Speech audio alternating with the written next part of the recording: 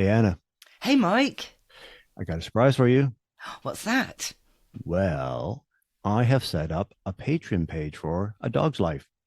What's that then?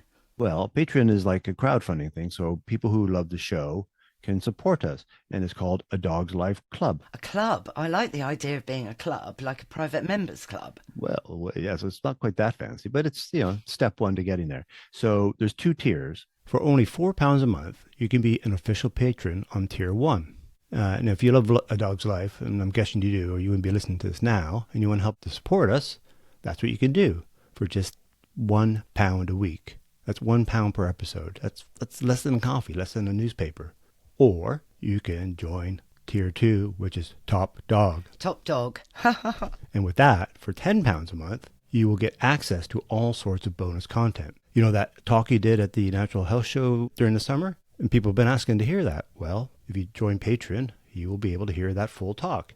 We'll do some hot takes on some breaking news, all that kind of stuff you do at Jeremy Vine. But the best bit is your training course. I know, yes. So, my top tips on various things, isn't it, Mike? Like walking to heel or training your dog to go into their bed on command, or a number of all sorts of other things, including even training your dog to walk backwards. Exactly. So once a month, people will get a new lesson to help train their dogs. So, Mike, hang on though. What if people can't afford to do the Patreon or might not feel it's relevant for them, but they still want to listen to A Dog's Life? Is it still free? You can still listen to it for free every Sunday on Apple or Spotify or even YouTube now, just like you've been doing now. You don't have to pay. You can follow us and subscribe for free and keep it as it is if that's what you like. But if you'd like to help support us and keep us going, join Patreon. Just go to patreon.com/adogslife, or you can find the links in the show notes. The link is always in the show notes.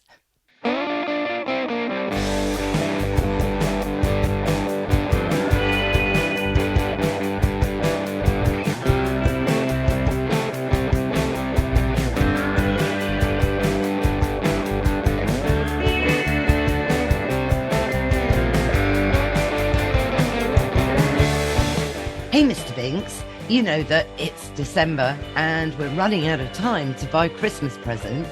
Well, that's why I'm jumping on Zoom now to talk to the girls behind this year's Haute Dog calendar. I'm Anna Webb. Welcome to A Dog's Life.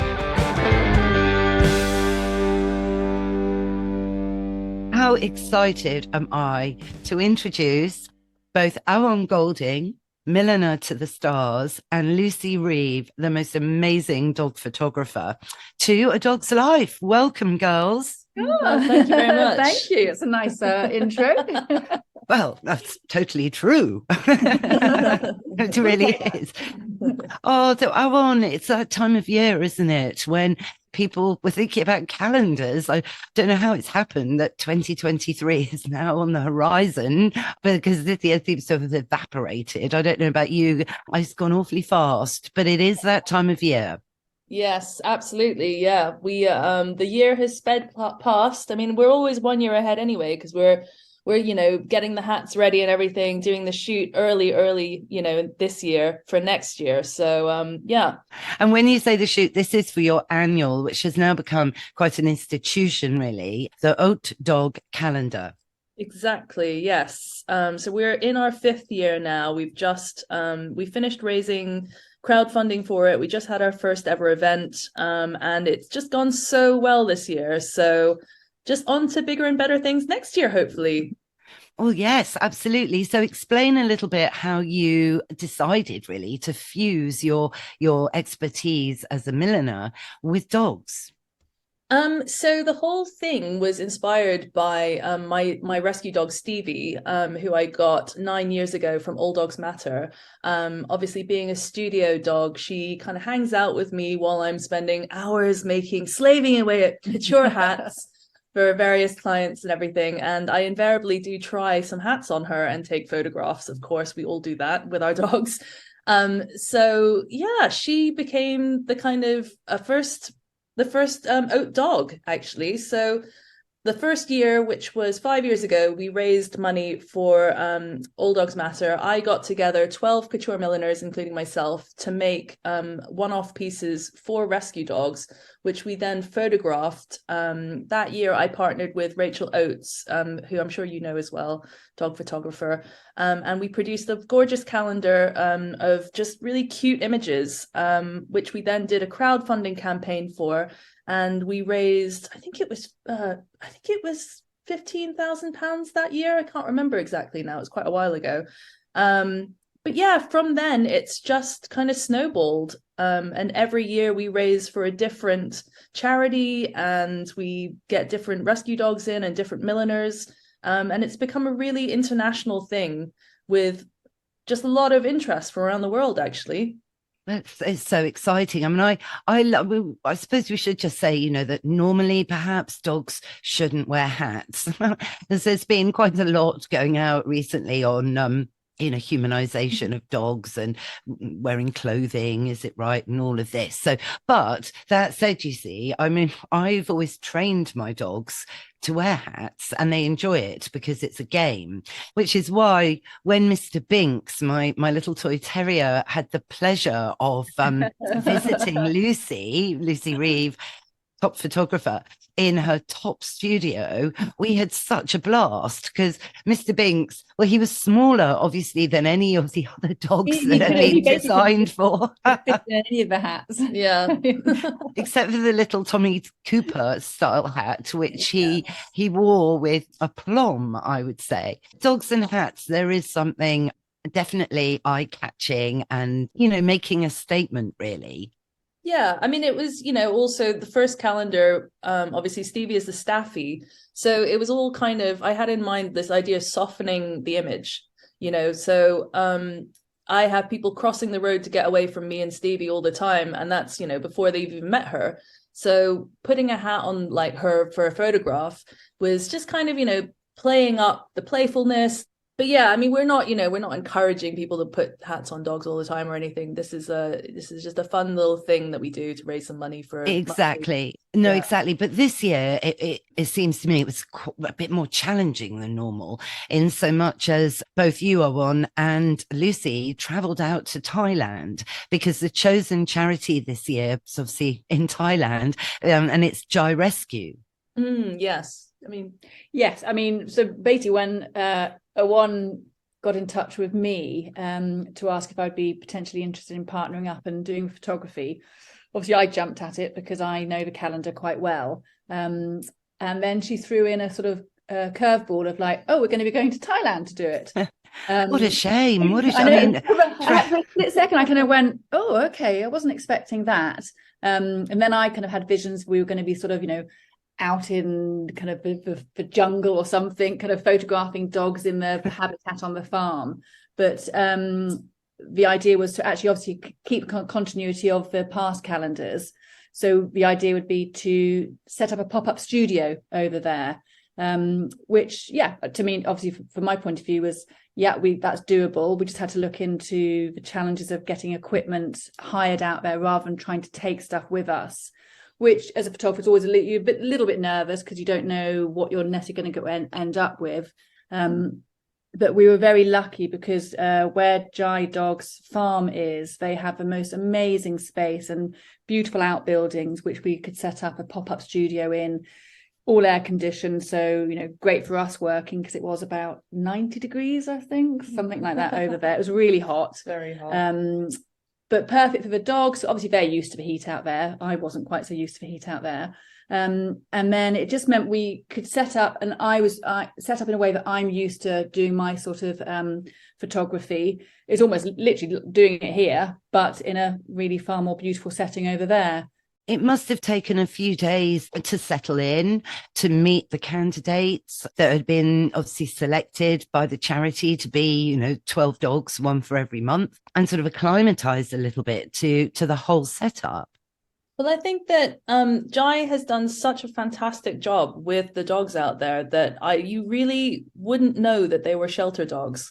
There's no stress or anxiety because it's kind of free range living for them. So these dogs are already like home pets in a way. So when we set up in one of the living rooms of one of their kind of guest house areas, and I mean, seriously, they were so chilled out. It was quite incredible.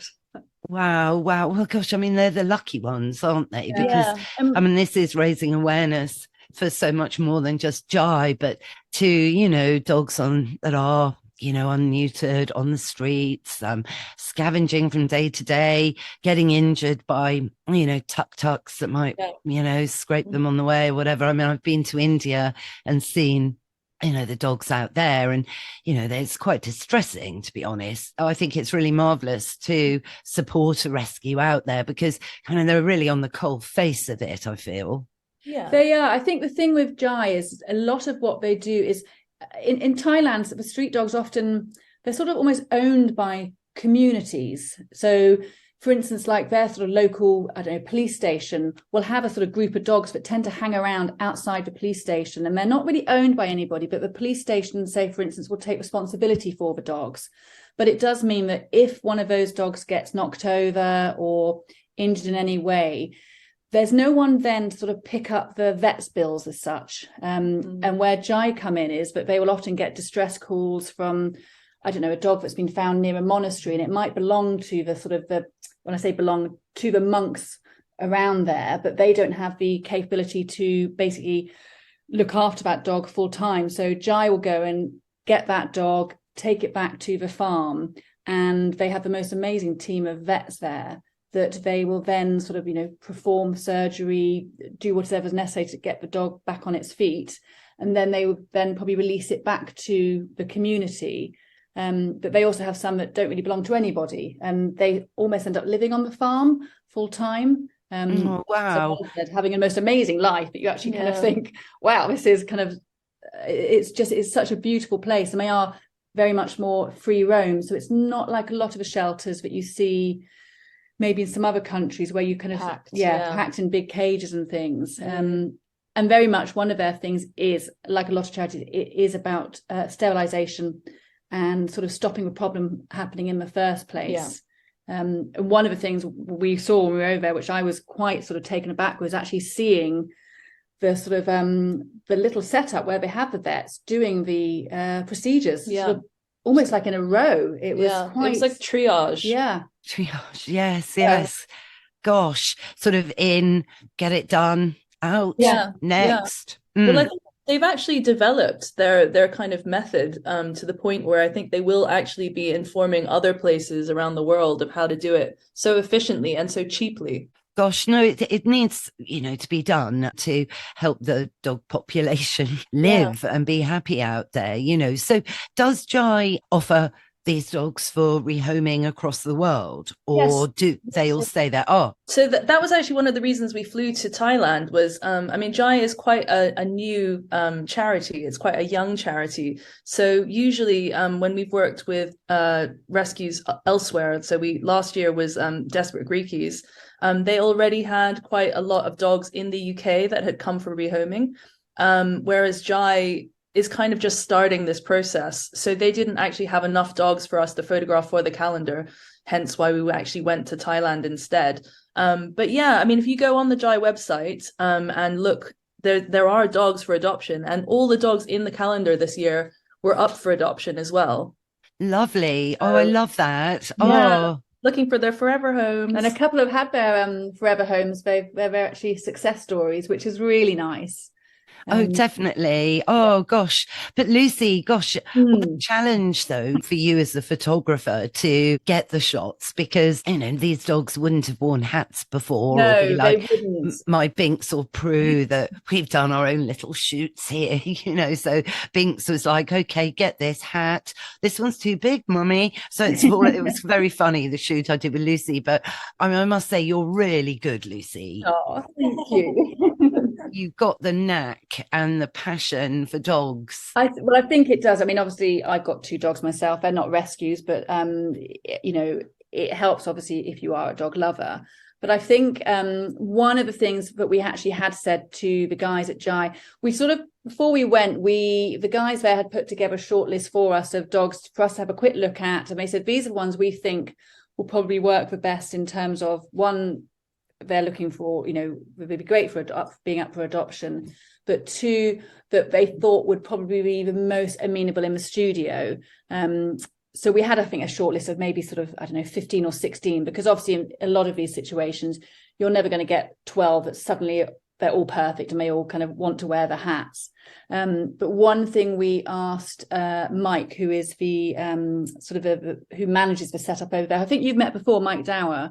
Yes, I'm not. Yeah. I think I have actually. I have. The barking hour before. We have, yes. When we were doing one of our Pups on the Piazza episodes, and I know that Mike is friends with another mutual friend, actually, Steve Pitron, yes, who is VP of Universal Music and has done a podcast as well. So one of the things we said to Mike was, might be really worth just trying out, even if it's any sort of like caps or any like, I don't know, little Panama hats they had over there, because obviously dogs, as you say, dogs over here, most of them are used to having bandanas, collars, harnesses, but a lot of the dogs there don't even have collars. So they're just not used to having anything put on them. And exactly.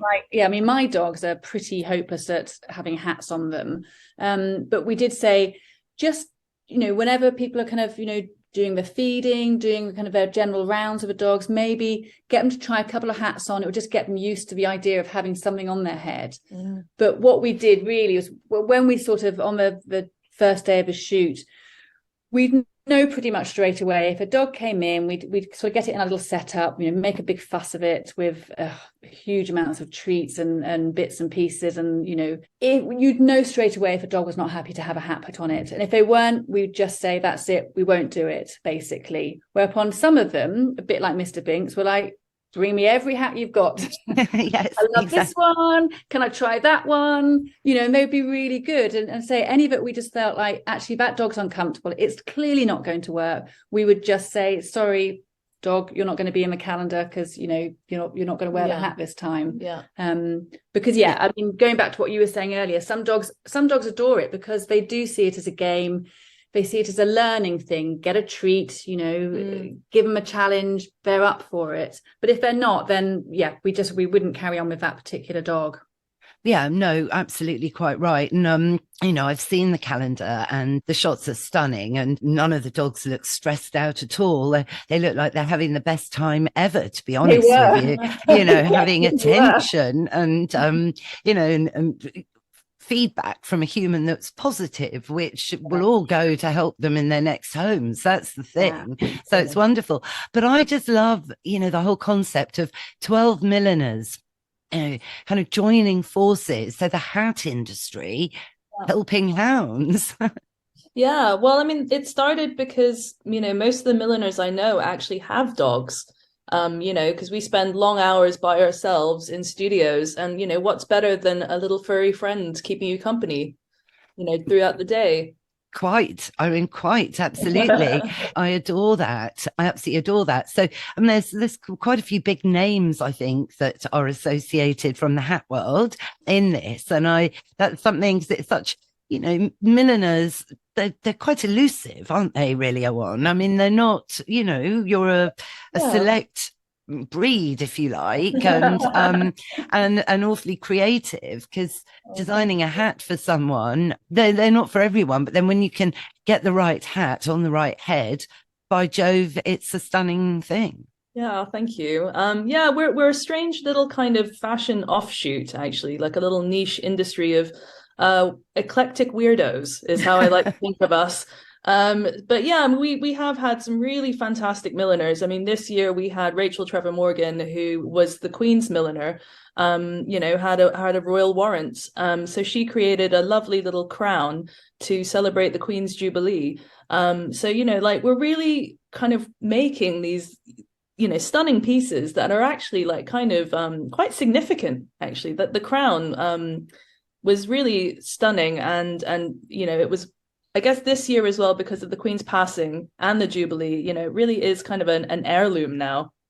Oh, definitely. And everyone's interest, I think. I mean, I don't want to, well, the Crown on Netflix has, certainly caused a stir, helped raise the population of corgis, and I think made everything to do with the crown, the actual physical crown, interesting, talked about, whether it's fact or fiction, it's very blurred at times, I think. But nevertheless, I know I saw the crown when I was like your crown, the milliner's crown, when I visited Lucy's studio, and if only Prudence hadn't been a bit peaky that day. Oh, sorry. Oh, we love that. Stevie, is that Stevie? That's Stevie. Yes, I guess with Mr. Binks, he's so little that there was I think the crown would have probably gone round like a harness. He probably could have sat in the middle of it, actually, to be honest with you. That might have been quite good. Never mind. I did think about that afterwards, actually. Yeah, then that could have been fun. But oh gosh, well, but Prudence, on the other hand, would have worn it well, actually. And she, she's stocky as well. So the next year, gosh, I mean, that's the thing. So in terms of the calendar, then, you had this wonderful auction where these hats were auctioned at the Ministry of Sound just the other day, I think. Yes, we had our first in-person event, which was incredible. So nice to meet all the supporters and everyone from the teams and everything. And it was the first time, obviously, because COVID had stopped us from doing it with Wild at Heart last year and the year before. So yeah, just raising a glass to everyone that had, contributed. Wow, gosh, yeah, no, brilliant. And, did all the hats get auctioned? They did, yeah. We had buyers for every single one of them, which was amazing. So we did an online auction, but also there were a lot of people in person placing bids too.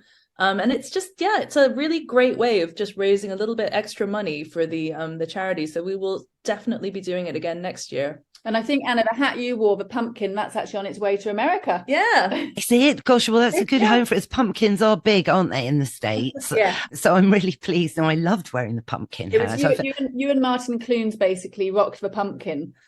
Gosh, I'm in good company then. That's brilliant. I loved it. Which milliner designed the pumpkin? That was Bundle McLaren. I've not heard of them. They were Fulham. So sadly, they've actually closed up. So that is, I think actually that was officially the last Bundle McLaren sale. Wow. So gosh, another little bit of history there. But they've shut up shop, unfortunately. But they were based in Fulham before. Oh, wow. Gosh, and that pumpkin's going to be worth a bomb, isn't it, really? I think got a bargain. Most valuable pumpkin in the world. As worn by Anna Webb and Martin Clunes. Exactly. Gosh, crumbs. Oh, wow, I'm speechless. Yes, no, it was great. And I love all of the hype running up into the calendar as well, and stuff. I just think it is creative genius, girls. Really, really, really creative genius. So do we know yet who might be earmarked for next year's calendar? Yes. Well, I think we can let you in on a little secret. We have got Slaughterhouse Survivors. Wow. Who I'm assuming you've seen on Instagram? Yes. Well, gosh, I'm so on the page on that. I can't bear it. Anna, there's someone at my door. Okay, don't worry. No, this happens all the time. That's why Stevie was barking, you see. Yes, dogs are so brilliant. Yeah, I know.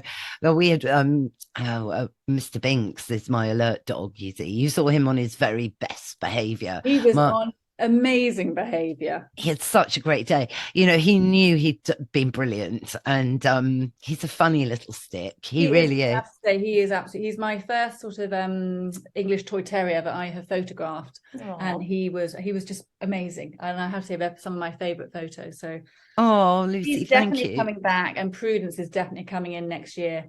Oh. Yes, yeah, no, we'll have to get Prue along. She is a looker, if you like that kind of thing. But it's interesting, Owen, you were saying, earlier about having to cross the road, with Stevie. So your inspiration was to make the Staffy look a bit softer, like the Battersea campaign from years ago. It was called Staffies. They're softer than you think, and they brought out these little knitted toys, that was Staffies, but they were knitted, wow.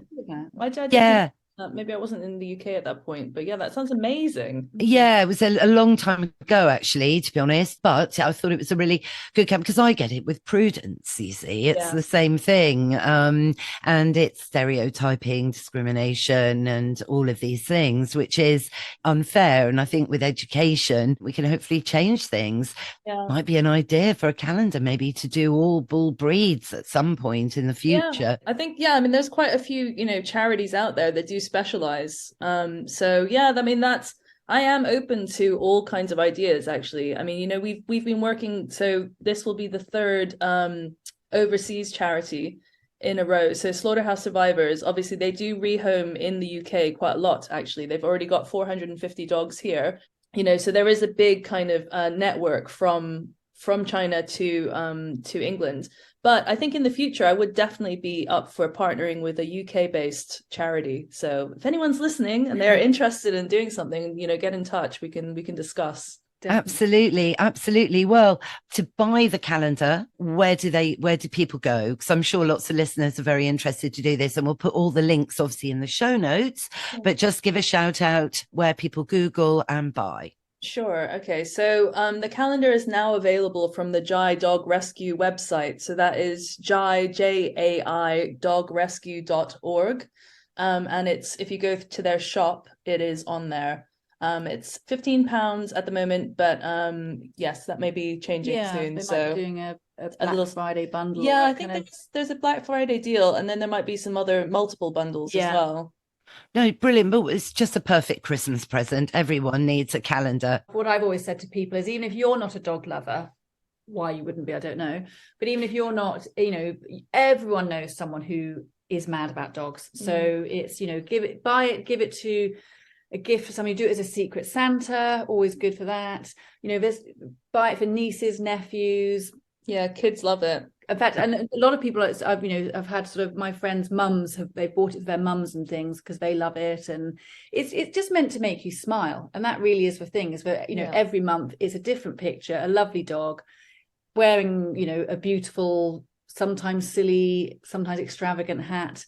It will just make you smile, and that really is the point. I think so. And particularly at the moment, the world is in crisis. And I think giving people a little smile on their faces is a very kind, happy thing to do. And especially when it's helping dogs in need. Exactly. Yes, absolutely. Exactly. Oh, well, thank you, girls. And I can't wait to see both of you very soon. I really do. We are roping you in for next year, so put it in your diary. Yeah. Okay. Can't wait already. It's ready. Thank you so much, Anna. No, thank you. Thanks, Anna.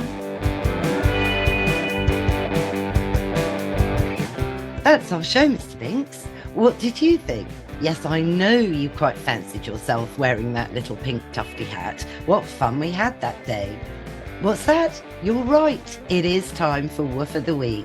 This year, when you're shopping, please spare a thought for those dogs in need and buy something that goes to a dog-friendly charity. Well, I hope you all enjoyed it. If you did, why don't you rate and review the show wherever you listen to your podcasts? Thanks again to both Awan Golding and Lucy Reeve for joining us today. All the links are in our show notes. Thanks, of course, to Mike Hansen for all the music and production as ever. Find out more about him at Pod People UK. And for me, I'm at Anna Webb Dogs. What's that, Mr. Binks? Yes, you're right. We will be back in your feed next Sunday. And what's that, Mr. Binks? And yes, we do have a new Patreon service. Go on, check it out. And if you feel like giving us a little tip, it will be most appreciated. Bye for now.